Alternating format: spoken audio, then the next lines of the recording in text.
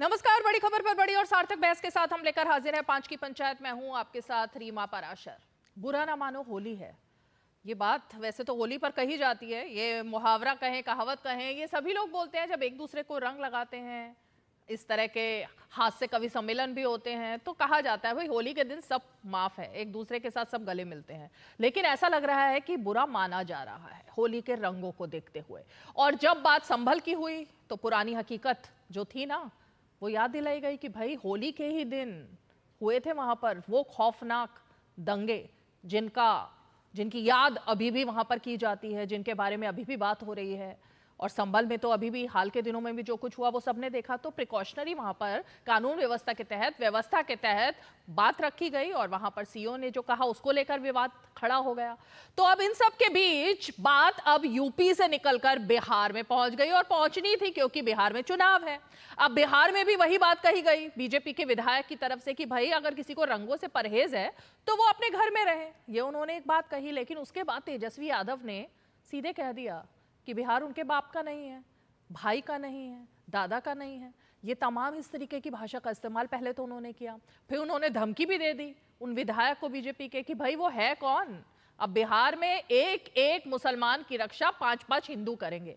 अब ये हिंदू मुस्लिम क्यों कर रहे हैं तेजस्वी यादव, इसके पीछे क्या मजबूरी है? होली पर सौहार्द की बात हो रही है, होली पर रंगों की बात हो रही है। पीलीभीत में तो जो मुस्लिम समुदाय है उन्होंने 1:30 बजे की नमाज की जगह उसको 3 बजे का समय रख लिया है, ताकि तब तक होली के रंग भी लगभग सब लोग होली मना चुके होते हैं, तो 3 बजे नमाज हो जाएगी, उससे पहले सब होली खेलेंगे। तो ये तो सौहार्द की स्थिति पूरे देश में चल रही है। तो फिर आखिर क्यों तेजस्वी यादव मुसलमानों के पैरोकार बने हुए हैं, उनको भड़का रहे हैं? हिंदू मुस्लिम अल्पसंख्यक, ये तमाम जो कार्ड खेलने की कोशिश है, इसकी क्या वजह है? आज जरा इसी पर चर्चा करेंगे। खास मेहमान हमारे साथ जुड़ेंगे भी, लेकिन जरा रंग में भंग कौन डाल रहा है और किसको होली से परहेज है, जरा उन बयानों को देख लेते हैं।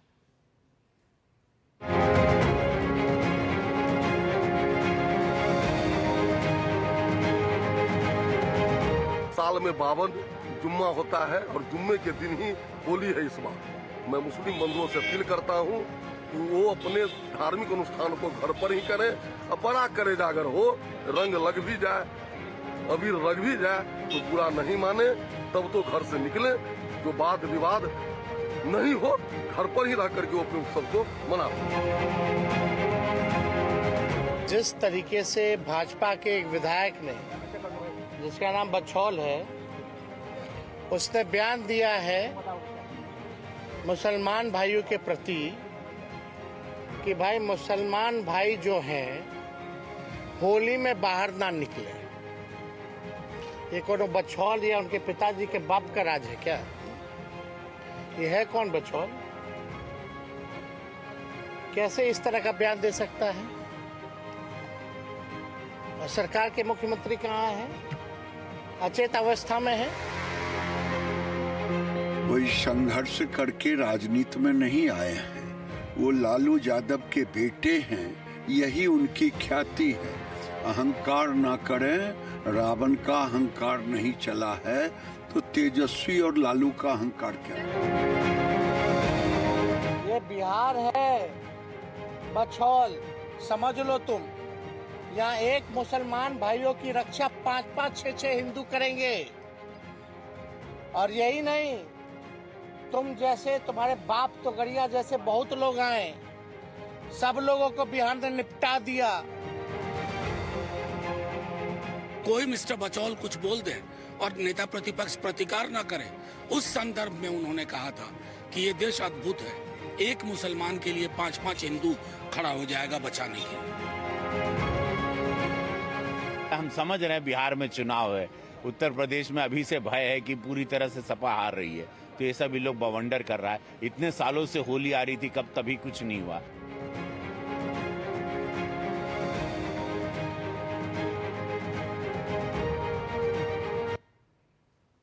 तो आखिर क्या वजह है भाई, क्यों ये सब याद दिलाया जा रहा है? तेजस्वी यादव की वजह से, मजबूरी कुछ और है।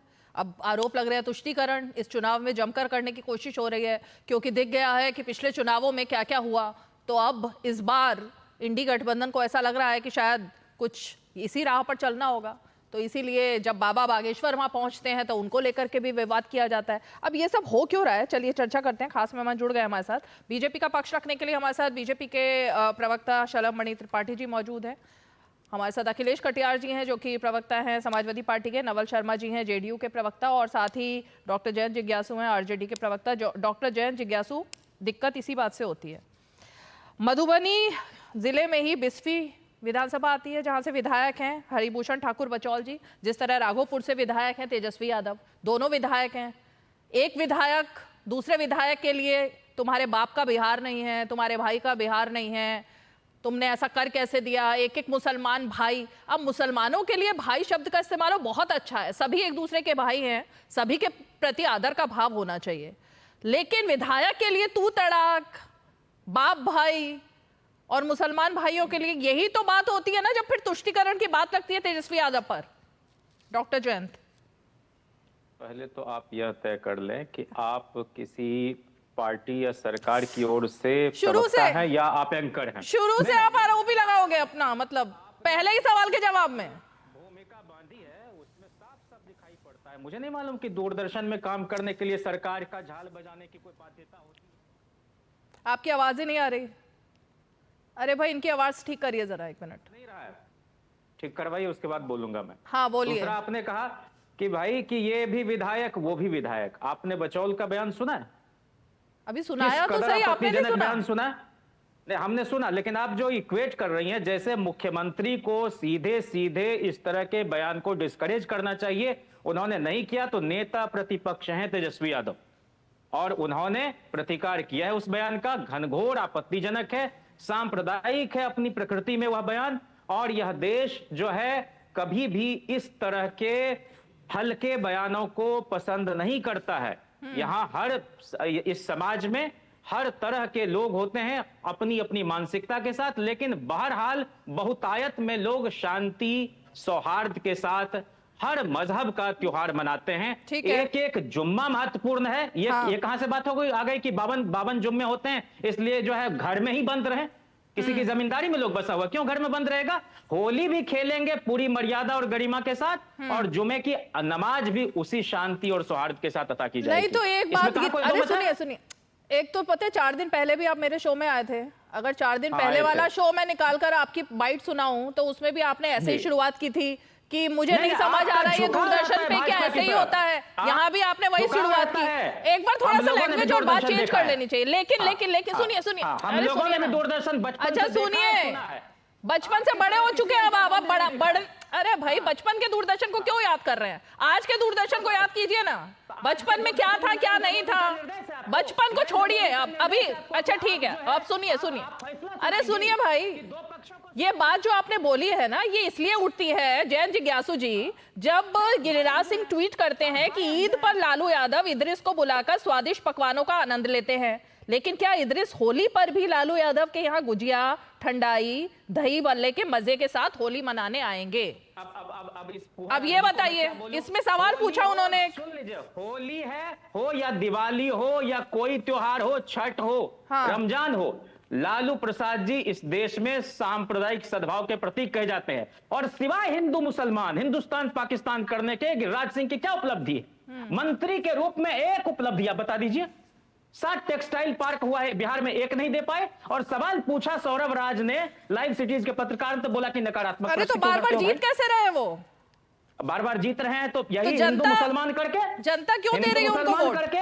अरे इस देश में तो दंगाई लोग प्रधानमंत्री हो गए हैं, वो तो खाली मंत्री हैं। अब फिर अभी मुझे पता है शलभ मणि जी क्या बोलेंगे, मुझे पता है फिर वो चारा और वो सब याद आएगा, तो मैं उस पर नहीं जाना चाहती। लेकिन शलभ जी को बाद अब शलभ जी नहीं, लेकिन सबको पता है ना। अब शलभ जी अकेले क्यों, सबको ही पता है तो। लेकिन शलभ मणि त्रिपाठी जी, क्यों देश में संभल से जो शुरू हुआ, अब बिहार में भी बीजेपी के विधायक वही हिदायत दे रहे हैं। अब जाहिर तौर पर जब चुनाव है तो आग तो भड़केगी ना फिर। नहीं देखिए, किसी विधायक ने कोई बात अगर कही है और आपको वो बात पसंद नहीं आई, आप उस बात से असहमत हो सकते हैं, लेकिन कम से कम 8वीं फेल की भाषा तो मत बोलिए। माना कि आप 8वीं फेल हैं, आपके पिता मुख्यमंत्री रहे, आपकी माताजी मुख्यमंत्री रही, आप उसके बावजूद 8वीं फेल रहे, आप पास नहीं कर पाए, आप क्रिकेट के नाम पे पीटते रहे, लेकिन वहां पानी पिलाने के अलावा, ग्राउंड के अलावा आप कुछ कर नहीं पाए। पिता की बदौलत, माँ की बदौलत, वंशवादी राजनीति की बदौलत आपको बिहार में मौका मिल गया, तो कम से कम अपने संस्कार मत दिखाइए। आप एक बार जा चुके हैं, आप पंचायत में, जनता की पंचायत में जा चुके हैं, एक बड़े ओहदे पर बैठ चुके हैं, लेकिन अब तो आप ऐसा दिखाइए कि आप 8वीं फेल है। ये बार बार याद कराने जैसा याद कराने जैसी स्थिति मत पैदा कीजिए। बाकी बिहार को बर्बाद करने वाले ये लोग, आप चारा घोटाले की बात कर रही है, चारा चोरी की बात कर रही है। चारा चोरी तो पीछे छोड़िए, चारा चोरी इन्होंने पिछड़ों से जमीनें हथियाई नौकरी के लिए, दलितों की जमीनें हथियाई नौकरी के लिए, मुसलमानों की जमीनें हथियाई नौकरी के लिए। ये देखिए, सांप्रदायिक सद्भाव के प्रतीक बनते हैं, लेकिन जमीन नौकरी देने के लिए, और नौकरी भी कौन सी, गैंगमैन की नौकरी देने के लिए गरीबों की जमीन दिखवा ली है। ये थे लालू प्रसाद यादव एंड कंपनी। नौकरी देने के लिए, खलासी की नौकरी देने के लिए किसी पिछड़े दलित की जमीन लिखवा के ये लोग नौकरी देते थे, भ्रष्टाचार की इंतहा करते थे, डॉक्टर्स के बच्चों का अपहरण कराते थे, और अपने जो घर पे बैठ के इनके जो साले होते थे वो बैठ के फिरौती वसूलवाते थे। इनके परिवार में शादियां होती थी तो बिहार लूटा जाता था, तमाम सारी गाड़ियों की कंपनियां थी लूट ली जाती थी, जेवर की दुकान लूट ली जाती थी, इनके बहन के परिवार, उनके घर में शादियां होती थी।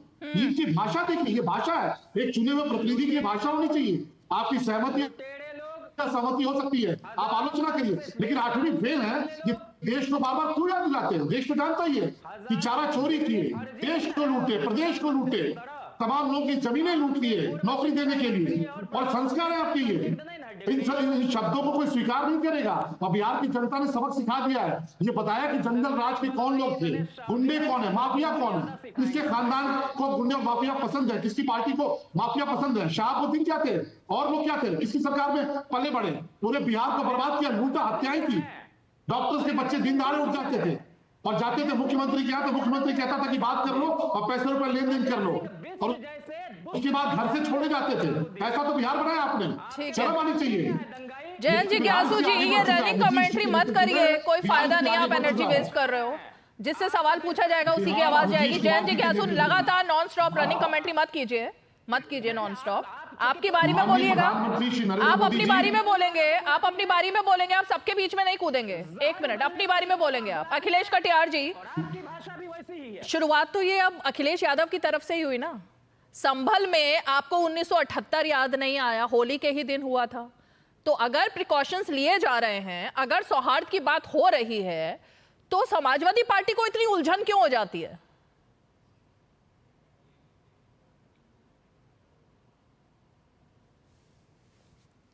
अखिलेश कटियार जी। हाँ, मैं कह रहा हूँ आवाज साफ आ रही है हमारी? आ रही है। अच्छा, 2 बातें रीमा जी जो आपने खड़ी की कि 1978 में हुआ था, और उसको याद दिलाते हुए हमें नीति और नियत दोनों को हम अलग अलग तरीके से समझते हैं रीमा जी। हम ये बात समझते हैं कि ये व्यवहारिक जो बात है, इससे कानून को जो कर्मचारी है, जो एडमिनिस्ट्रेशन है, उसे ठीक से हैंडल करने के लिए ही आम जनता के पैसे से तनख्वाह दी जाती है। ठीक है, लेकिन जब वो लोग उसे एक राजनीति, भाई होली भी है, जुम्मा भी है, इतनी हमारे पास पुलिस फोर्स है, इतना हमारे पास एडमिनिस्ट्रेशन है, और हम आम आदमी रीमा जी अमन चैन से रहना चाहता है। हाँ। लेकिन फिर उसमें ये गिनती देना कि इतने जुमे आते हैं, एक होली आती है, अगर आपको रंगों से है, तो इसको राजनीतिकरण करने की कोशिश कौन कर रहा है? कौन कर रहा है? माननीय अखिलेश यादव जी के लोग कर रहे हैं,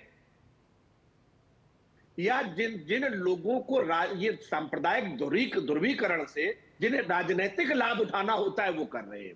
ओके, ये बात तो साफ है कि हाँ। ये सांप्रदायिक ध्रुवीकरण करके, हिंदू करके आप अपनी राजनीति को मजबूत करने का जो रास्ता तलाशते रहते हैं, अब उत्तर प्रदेश में उस चीज को नकार दिया है।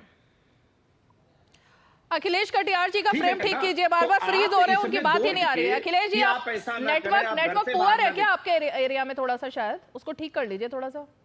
आप कुछ भी बोल रहे हैं ना, बहुत फ्रीज हो रहा है। नहीं, मेरे यहाँ बिल्कुल नेटवर्क पुअर नहीं है, मैं बहुत अच्छी जगह बैठा हूँ। अब बोलिए, अब आवाज आई आपकी। अच्छा ठीक है, अब बोलिए। ठीक है, मैं सिर्फ ये कहना चाहता हूं कि इस देश में एक ऐसा राजनीतिक संगठन है जिसको धार्मिक ध्रुवीकरण करने से ही जिसकी राजनीति चलती है, हिंदू मुस्लिम करने से ही उनकी राजनीतिक सफलता होती है। ठीक है, उनको तो ये सूट करता है रीमा जी। ये चैंपियंस ट्रॉफी जब भारत ने जीती, अरे सुनिए ना, अरे रुकिए, चैंपियंस ट्रॉफी भारत ने जीती और मऊ में जो हुआ, लोगों ने घरों में पत्थर फेंके हुए थे, एफआईआर में पूरा लिख करके आया है, और उसके बाद पत्थर फेंके गए, उसके बाद दंगे भड़के, उसके बाद जो कुछ हुआ वो भी सबको पता है। इसमें बीजेपी का तो कोई हाथ था नहीं मेरे ख्याल से। ये तो मेंटेलिटी की बात होती है मेरे ख्याल से, ये तो मानसिकता है ना। घर में पत्थर रखने की जरूरत क्या थी? उन पर आप बोलते हैं क्या कुछ कभी? अखिलेश कटियार जी उनको समझाते हैं। एएसआई की टीम जाती है सर्वे करने के लिए, संभल में पुलिस वालों पर पत्थर बरसाती है महिलाएं, उन महिलाओं के बारे में बोला था कुछ आपने? पहलवानी कर लीजिए, उसमें तो बीजेपी ने कुछ किया नहीं था शायद। नहीं, इसको पूरा कर लेना चाहिए रीमा जी, इसको पूरी बात कर लेनी चाहिए। मऊ की भी घटना है और सहारनपुर की भी घटना आपके नॉलेज में होगी।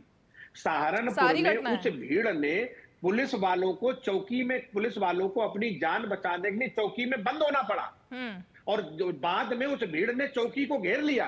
फिर ये भी जानकारी आपको होगी जरूर। हाँ, फिर बताइए चौकी को घेरा और बाद में किसी तरीके से पुलिस वालों ने जान बचाई।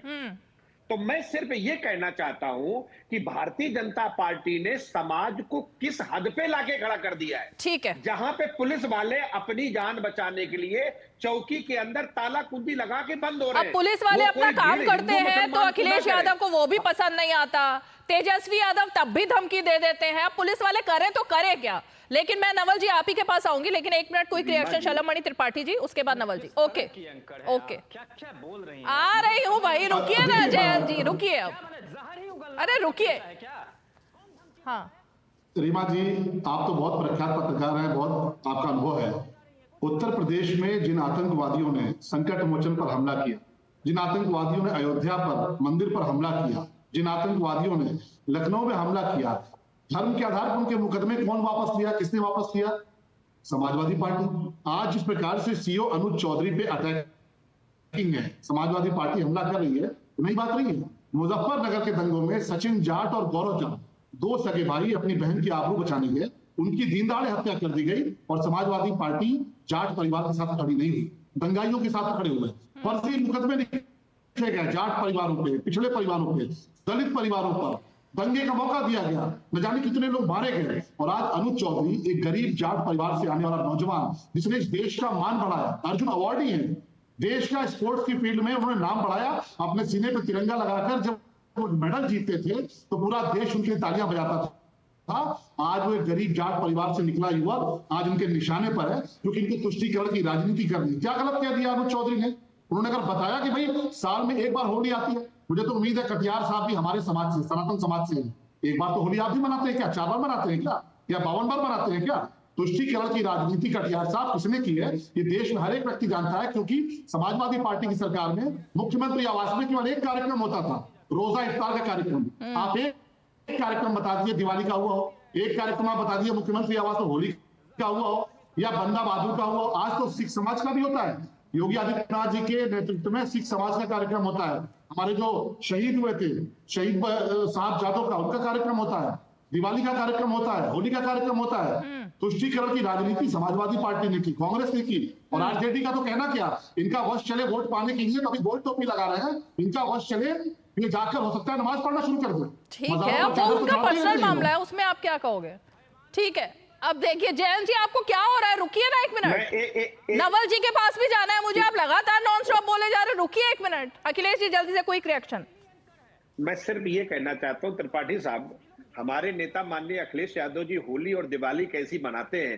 होली जो अगला आने वाला त्योहार है, हम आपको संभला क्या नाम है सैफई आमंत्रित करते हैं, आप आइए, हम आपका बहुत अच्छे से दिखाएंगे कि हम लोग होली का त्योहार हमारे नेता के नेतृत्व में कैसे मनाते हैं। लेकिन रीमा जी एक बात मैं जरूर कहना चाहता हूं त्रिपाठी जी से, आप जितना बोले हैं, त्रिपाठी जी बड़े भले आदमी हैं, विद्वान साथी हैं, लेकिन आप बुराइयां ही गिना रहे हैं साहब जब से। कभी आप आरजेडी की बुराई की वो अनपढ़ है, चारा चोर है, 8वीं फेल है, हमारी बुराइयां गिना रहे। हमने जो सवाल खड़े किए हैं, मेरा निवेदन है कि उस पर भी बोले। तो उसी पे तो बोले हैं वो। आप अच्छा अच्छा बोलते हैं, लेकिन जयंत जिज्ञासु जी ने ऐसे ऐसे शब्दों का इस्तेमाल किया शलम मणि त्रिपाठी जी के लिए, उस पर तो आपने एक टिप्पणी नहीं की अखिलेश कटियार जी, और वो इतनी सभ्य भाषा का इस्तेमाल कर रहे हैं, उनके ऊपर आप टिप्पणी कर रहे हो। मैं समझ ही नहीं पाई जयंत जिज्ञासु जी ने क्या क्या नहीं बोला, मतलब इसीलिए मुझे उनकी आवाज को करना पड़ा। अब रुकिए, ऑडियो म्यूट है, मैं सुन नहीं पाया। फेल पार्टी के नेता है, क्या बोले? आठवीं फेल पार्टी के नेताओं से अपेक्षा भी रीमा जी क्या कर सकते हैं? इनकी भाषा वैसी होगी। ये सब आठवीं फेल वाले लोग हैं और बिहार की जनता इनकी हकीकत जानती है। मुख्यमंत्री का बेटा और आठवीं फेल होता है, सोचिए।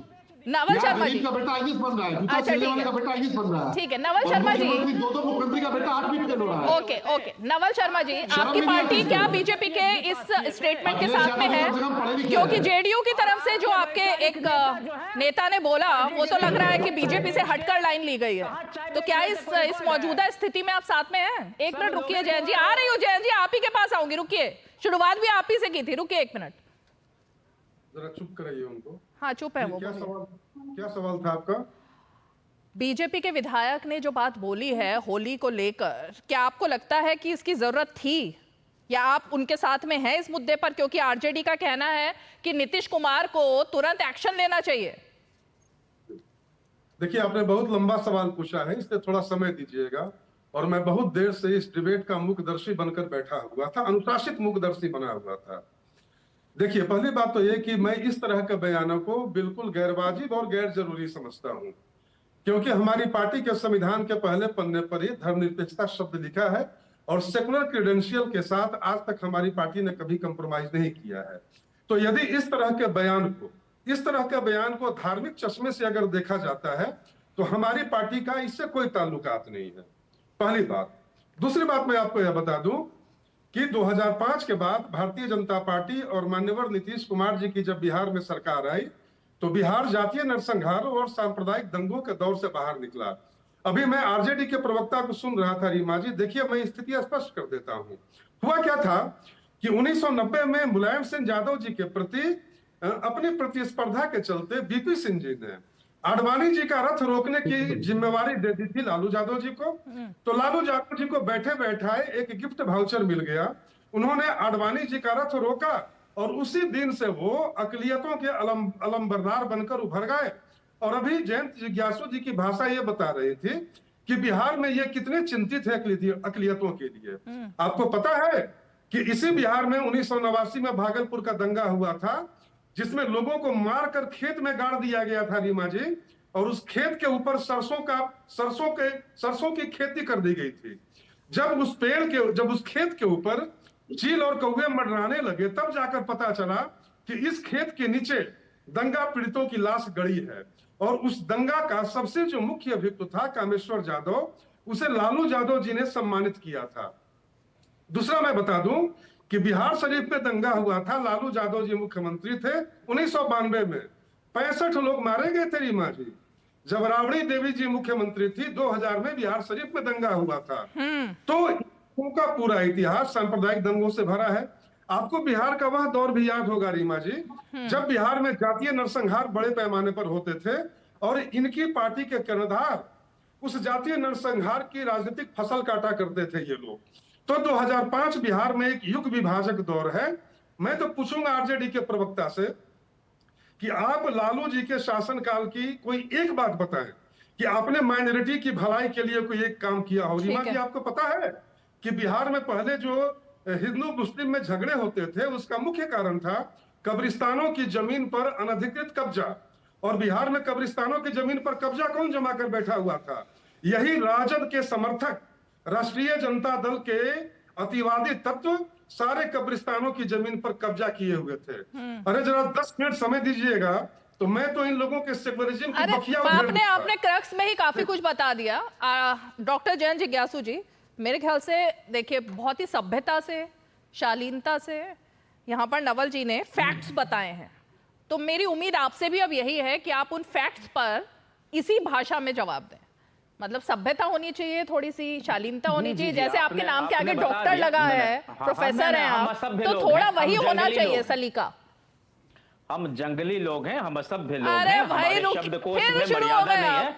हाँ ना, आप चूंकि आप भी अब आपकी रनिंग कमेंट्री होगी ना सवाल पूछने के बाद, तो इसलिए मैं बताना चाहता हूं कि लालू प्रसाद जी के सत्ता संभालने के बाद से बिहार में कोई बड़ा दंगा नहीं हुआ, और भागलपुर में जिन लोगों के कार्यकाल में लोगों को झुलसाया गया, जलाया गया, वो लोग सत्ता में फिर दोबारा सीधे सीधे वापस नहीं आ पाए।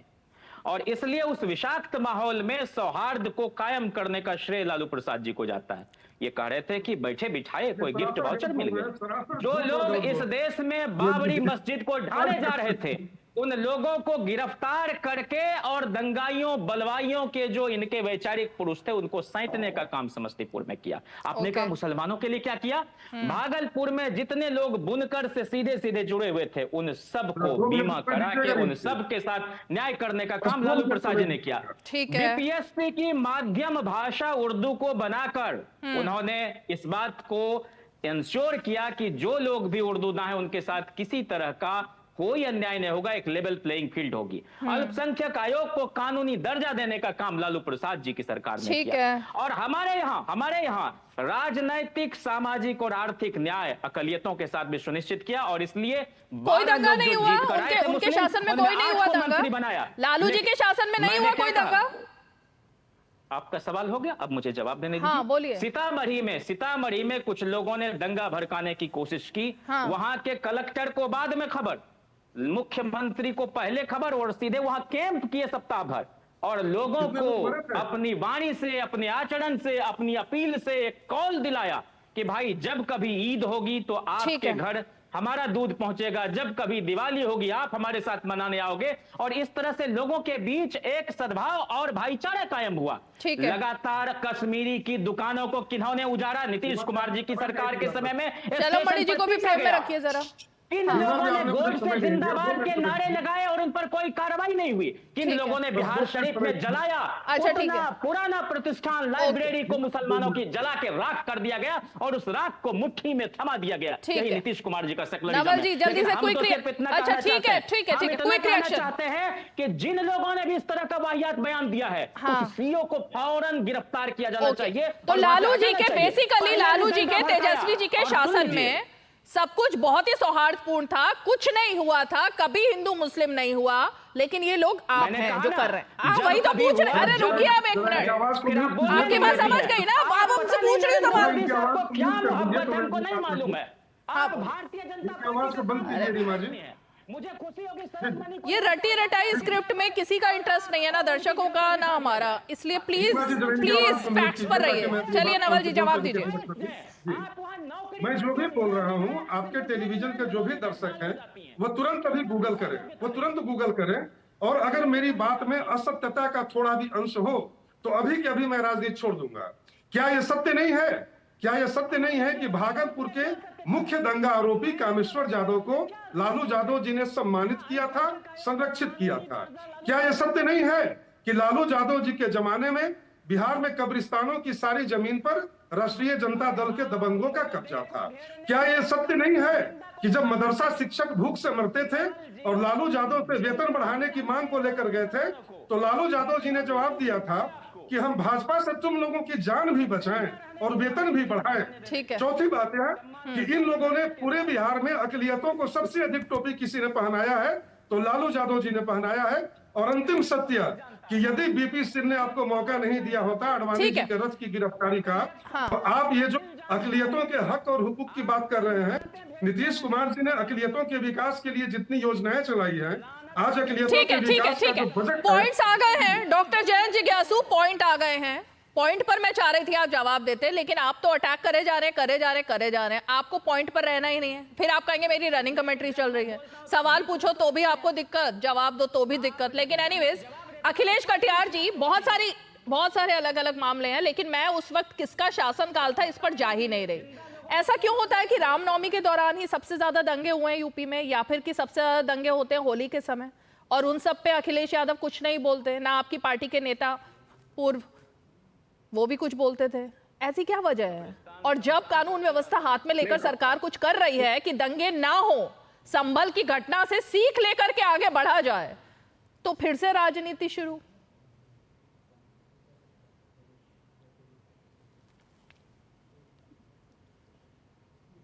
बात करी अभी ताजा जो बहराइच की, ये जाना ना कि दंगे के पीछे कौन लोग थे, वो सब भारतीय जनता पार्टी के कार्यकर्ता और नेता थे जो शामिल निकले उसमें। वहां के विधायक ने खुल के बताया कि कौन लोग हैं। और दूसरी बात, हम इस बात से सहमत हैं कि प्रशासन को अच्छा काम करना चाहिए। त्योहार का टाइम है, सबके घर में खुशहाली से मने, वो नमाज भी अच्छे से पढ़े। इस्लामिक सेंटर ये मौलाना खालिद साहब है, इस्लामिक सेंटर ऑफ इंडिया करके जो है, उन्होंने कहा कि भाई अपनी नमाज को हम थोड़ा आगे कर लेंगे। उन्होंने एक अपनी एडवाइजरी जारी करी। चीजें बहुत अच्छे तरीके दिक्कत सिर्फ सीओ से है, दिक्कत योगी आदित्यनाथ से है, दिक्कत किससे है आपको? सीओ से दिक्कत है? नहीं, पूरा मामला क्या है? सीओ से दिक्कत है, किससे दिक्कत है? हमें उस मानसिकता से दिक्कत है जिस मानसिकता में ये माना जाता है कि हिंदू मुसलमान करते रहो, लोगों के इसमें उलझाए रहो, उनके हक अधिकार लूटते रहो और उनको अंधकार में डाले रहो। मुझे उस मानसिकता से दिक्कत है, वो मानसिकता ठीक नहीं है रीमा जी। ये पत्थरबाजों की जो मानसिकता है वो कौन सी मानसिकता है? पत्थरबाज, जो भी पत्थरबाज है गलत है। पुलिस तो उनको रोकेगा कौन? सरकार ही रोकेगी ना। सरकार रोकेगी। और कौन रोकेगा? अब सरकार रोकेगी तो भी आपको दिक्कत होगी। नहीं, सरकार अगर एडमिनिस्ट्रेशन पे अपना काम करती तो मुझे कहां दिक्कत है? तो वही तो सीओ कर रहे हैं भाई। और दिक्कत क्या है? सीओ ने और क्या किया? ये नहीं, सीओ ने जो किया है वो आज हम उस पर बहस कर रहे हैं। ये किया है उसने, वो 52 ये है, 1 ये है, 4 ये है, फिर वहां विधायक का बयान आ गया और ले दे के 10-5 दिन की एक राजनीतिक चर्चा उस मुहाने पे खड़ी कर दी और फिर हिंदू और मुसलमान शुरू हो जाता है। तो ये उन्होंने कर दिया भाई। ये बताने के आपको कि कितने जुमे आते हैं, लेकिन गलत तो कुछ गलत बोला क्या उन्होंने? 52 जुमे आते हैं ना ये, लेकिन इसमें गलत क्या बोला है? इसकी संख्या अरे इसमें गलत क्या है? लेकिन दी जाती नहीं, कोई गलत नहीं बोला। हाँ रीमा जी, इसमें कुछ गलत नहीं है। जो आपकी जिम्मेदारी थी कि होली भी लोगों की अच्छी बन जाए, तो अभी होली मननी है बाकी। अखिलेश जी, अभी से क्यों आप ये सोच रहे हैं होली पर कुछ दंगा होने वाला है? अभी तो होली आनी बाकी है। उनकी अपनी नमाज वगैरह ठीक हो जाए। जनता पार्टी के लोग ऐसा बयान दे रहे हैं रीमा जी। चलिए चलो मणि जी जवाब देंगे। ओके, मैं तो आपके साथ ठीक है, चलो मणि जी, ठीक है। मतलब ये पहले से बात हो चुकी है कि होली पर कुछ होने ही वाला है। नहीं, देखिए वही तो सवाल है कि होली पर ही होने का प्रयास होता है, दीपावली पर ही होने का प्रयास होता है, रामनवमी पर ही होने का प्रयास होता है। और हद तो तब हो गई कि जब भारत न्यूजीलैंड को हराती है, चलो पाकिस्तान को हराती तो हमें समझ में आता है, कुछ लोगों को बड़ी बेचैनी होती है। और हम लोगों ने रीमा जी बचपन में देखा है कि अगर पाकिस्तान मैच जीतता था तो कुछ मोहल्लों से पटाखे की आवाजें आती थी, और अगर पाकिस्तान हारता तो भारत जीता था और आप पटाखा जला रहे हैं तो कुछ लोगों को आपत्ति होती थी। लेकिन आपने इंदौर में देखा कि अगर न्यूजीलैंड को भारत ने हराया और कुछ लोग जश्न में निकले, उस जश्न में आपको भी शामिल होना चाहिए था। जिस प्रकार से पथराव हुआ, जिस प्रकार से लाठियां चलाई गई, बम फेंके गए, तो समाजवादी पार्टी की सरकार हो, कांग्रेस की सरकार हो, आरजेडी की सरकार हो, इन्होंने क्या किया है मुझे बताने की आवश्यकता नहीं है। मैं सुन रहा था अभी आरजेडी के प्रवक्ता को, आप केवल डीपी ओझा की रिपोर्ट उठाकर पढ़ लीजिए। डीपी ओझा वहां के डीजीपी रहे और डीपी ओझा जी ने जो रिपोर्ट दी वो ये बताने के लिए पर्याप्त है कि लालू प्रसाद यादव जी की सरकार में किस प्रकार से बिहार के भीतर आतंकवाद पनपा। एक confidential report DP Ojha ji ने भेजी लालू प्रसाद यादव जी को, वो सार्वजनिक की गई। डीपी ओझा का जीवन बर्बाद कर दिया गया। बाद में वो उन्होंने इस के प्रेस नोट भीतर कहा, जिस प्रकार की स्थिति इन्होंने कर रखी थी बिहार में, जिस प्रकार की स्थिति समाजवादी पार्टी की सरकार में उत्तर प्रदेश की थी, कि आप होली नहीं खेल सकते थे। भगवान राम के नाम पे पूरी दुनिया दीपावली मनाती है, लेकिन 2017 के पहले भगवान राम के खुद के आंगन में एक दीपक नहीं जलता था। समाजवादी पार्टी थी, पंचकोशी की परिक्रमा प्रतिबंधित थी, कांवड़ यात्रा प्रतिबंधित थी, हिंदू अपना दीपक नहीं जला पाते थे। ठीक है, अगर अपना कोई शोभा यात्रा निकालना चाह रहे हो। और एक आखिरी बात, ये जो बैठे हैं हमारे आरजेडी के साथी, नाराज होते हैं, नाराज मत होइए, होली का अवसर है, माहौल मत खराब करिए, आप भी खुश रहिए, लोगों को रहने दीजिए। लेकिन सामाजिक न्याय कहा जाता है आपकी आरजेडी का?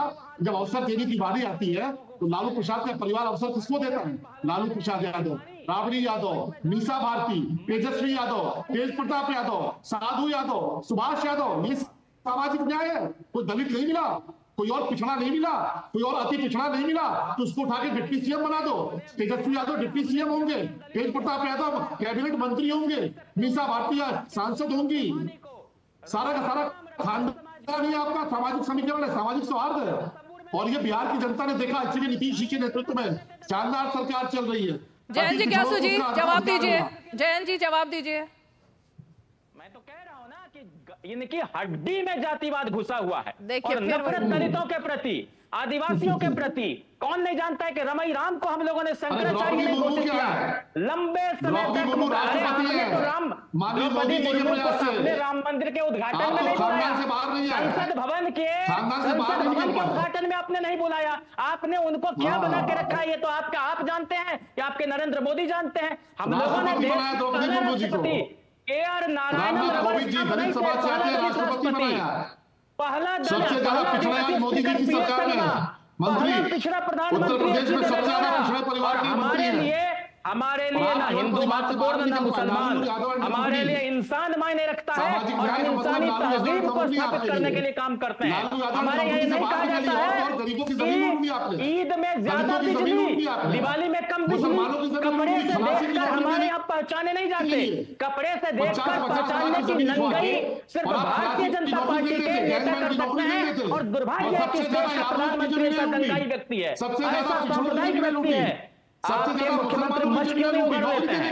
अरे अजय सिंह बिष्ट मंच क्यों नहीं चले जाते? उनका क्या काम है विधानसभा में? विधानसभा की प्रभारी है। हम लोगों के नेता ने एक एक व्यक्ति को न्याय देने का काम किया। हमारे नेता ने जांच के आदेश दिए घोटालों में। अजय सिंह बिष्ट की तरह निर्लज्ज व्यक्ति नहीं है जो अपने ऊपर चल। Jayant ji Gyasu ji, Jayant ji Gyasu ji, okay okay okay okay okay. Jayant ji Gyasu ji एक सेकंड चलो मट जी एक मिनट। जयंत जी ग्यासु जी, जयंत जी ग्यासु जी सुनिए भाई, जयंत जी ग्यासु जी अभी नवल जी ने कुछ फैक्ट्स बताए, कुछ तारीखें बताई। ओके, कुछ फैक्ट्स बताए थे, कुछ तारीखें बताई थी। कई सारे दंगों में आरोपियों का किसके साथ कनेक्शन था वो जिक्र भी उन्होंने किया। उसके बाद लालू जी ने उनके साथ क्या रहम बरपा किया वो भी बताया। मेरे ख्याल से एक रिएक्शन आपका उस पर बनता है, उसके बाद फिर आप अपना बोलिएगा। उस पर रिएक्शन दे दीजिए। उन्होंने जो फैक्ट्स बताए थे जमशेदपुर से लेकर हजारीबाग, चलिए अब तो खैर वो बिहार में का हिस्सा नहीं है, अब झारखंड का हिस्सा, लेकिन फिर भी हाँ, हमारे समय में कोई बड़ा दंगा नहीं हुआ। हमारा बड़े का क्या मतलब होता है? अरे बड़े छोटे का मतलब ये होता बड़ा है कि मतलब क्या? एक जान भी कीमती है ना, या बड़ा दंगा मतलब क्या कहना चाह रहे हैं आप? आपको तो इसका मतलब आप कहीं सोई हुई हैं। अरे भाई आप सोए हुए हैं, जागे हुए हैं, मुझे इससे मतलब नहीं है। आप शो में है ही नहीं लगता है, आपको सुन रहा ही नहीं है। एक भी बड़ा दंगा नहीं हुआ। बड़ा दंगा का क्या मतलब होता है? बेहयाई के साथ डिबेट कर रही है। पता नहीं इतना एग्रेशन क्यों दिखा रहे हैं आप शुरू से लेकर अभी तक शो में, किस लिए इतने ज्यादा गुस्से में हैं आप? पार्टी की भाषा है ये। एक महिला एंकर के लिए इस प्रकार की भाषा, 8वीं फेल पार्टी। जब से मैं देख रही हूँ शो शुरू हुआ है, जयंत जी ग्यासु लगातार इसी तरह आपके माथे पे बल है, आप चीखे जा रहे हैं, चिल्लाए जा रहे हैं, चीखे जा रहे हैं, चिल्लाए जा रहे हैं। ना भाषा देखनी है, ना मर्यादा देखनी है, कुछ भी बोलना है, क्योंकि एक्सपोज हो जाते हैं अगर सवाल पूछे जाएंगे तो। अभी भी लगातार रनिंग कमेंट्री आपकी चले जा रही है। आपको महिला एंकर के लिए अंतर्राष्ट्रीय महिला दिवस पे सारी दुनिया के लोगों ने महिलाओं को सम्मान दिया, और ये 8वीं फेल दिखा रहे हैं, ये 8वीं फेल पार्टी है। एक महिला एंकर के लिए इस प्रकार की भाषा जो कोई सभ्य समाज में कोई स्वीकार नहीं करेगा। और ये कहते हैं कि ये पढ़े हुए हैं, डॉक्टरेट है, ये पीएचडी है, ये मुन्ना भाई पीएचडी है, इनके नेता 8वीं फेल है। डॉक्टर जयंत जी ग्यासु, और ये मुन्ना भाई पीएचडी, आपके नाम के आगे डॉक्टर लगा हुआ है, डॉक्टर जयंत जी ग्यासु, कम से कम थोड़ा सा उसकी मर्यादा आपको रखनी चाहिए। फिर मुझे पूछना पड़ता है, डिग्री की बात करनी पड़ती है। ये क्या आप लगातार बोले जा रहे हैं जयंत जी ग्यासु, क्या तरीका है ये? नवल जी बोलिए, आपने जो फैक्ट्स रखे थे एक बार जल्दी से बोलिए। जी बस 2 मिनट समय दीजिए। हाँ। देखिए, जयंत जिज्ञासु जी की दुखती रग पकड़ी गई, इसलिए इनका बौखलाना स्वाभाविक है। दूसरी बात है कि जयंत जिज्ञासु जी के जो नेता हैं, तेजस्वी यादव जी ने क्या बोला एक विधायक के बारे में कि उसके बाप की सरकार है क्या? देखिए, ये व्यक्ति बिहार में मुख्यमंत्री पद का दावेदार है। अच्छा एक मिनट, जयंत जिज्ञासु को फ्रेम में रखिए। मेरे ख्याल से इतने ज्यादा वो छोड़कर ही चले गए, उनको रखिए फ्रेम में। मतलब पहले अपमान करेंगे, पहले फैक्ट्स पर बात नहीं करेंगे, रिसर्च करके शो में आएंगे नहीं। शुरुआत से एक मानसिकता के तहत, जिस मानसिकता की अखिलेश कटियार आप बात कर रहे हैं ना, ये मानसिकता है वो कि शुरुआत से आप सोच समझ कर आएंगे कि आपको एंकर पर सवाल उठाने हैं, आपको एंकर पर धावा बोलना है, लेकिन फैक्ट्स पर बात नहीं करनी, ना रिसर्च करके आते हैं शो में ऐसे प्रवक्ता। उसके बाद शो छोड़कर भाग जाते हैं। चलिए नवल जी, मुझे जी अखिलेश जी समझाना चाहिए आपको अपने अलाइज को। जी हाँ, मैं ये बता रहा था कि देखिए, तेजस्वी यादव जी की भाषा को पूरे देश ने सुना। आपको याद होगा कि पिछले चुनाव प्रचार में तेजस्वी यादव जब बिहार के विभिन्न जिलों में घूम रहे थे तो वो गमछी नचा नचाकर अपने समर्थकों को रिचार्ज कर रहे थे, उत्तेजित कर रहे थे। तो पूरे बिहार के लोग तेजस्वी यादव जी की उस भाव भंगिमा को देखकर आतंकित हो गए और लोगों को लगने लगा कि अरे भाई, यह व्यक्ति तो अगर सत्ता में दैव योग से आ गया तो फिर बिहार में वही नंगा नाच करेगा जो 15 साल तक इन लोगों ने किया था। ठीक है, तो देखिए, आम के पेड़ में बबूल के फल नहीं लगा करते। ठीक है, फाइनल कमेंट अखिलेश कटियार, फिर Chalmani ji. Okay, final comment Akhilesh Katiyar. Akhilesh ji, final comment. जी, मैं सलमणि त्रिपाठी साहब से ये जानना चाहता हूं कि जो आपने 2-3 बार पत्थरबाजों की बात की न्यूजीलैंड के हार पे, तो क्या अब न्यूजीलैंड के लोग भी इंडिया में आके पत्थरबाजी करने लगे हैं? मैं समझ नहीं पा रहा हूँ कि आप किस पे उंगली उठाना चाह रहे हैं। मैं समझ ही नहीं पाई आपकी बात में तुक क्या था। आप मऊ में नहीं देख रहे हो क्या हो रहा है? क्या बोल रहे हो? मैं ये जानना नहीं, मैं समझ गया। तो क्या अब जो है भारत के जो मुस्लिम समाज के लोग हैं वो न्यूजीलैंड के तरफ की भी बात करने लगे, ऐसा कहना चाहते हैं आप? या ये कहना चाहते हो कि इंडिया की जीत उन्हें पसंद नहीं आती?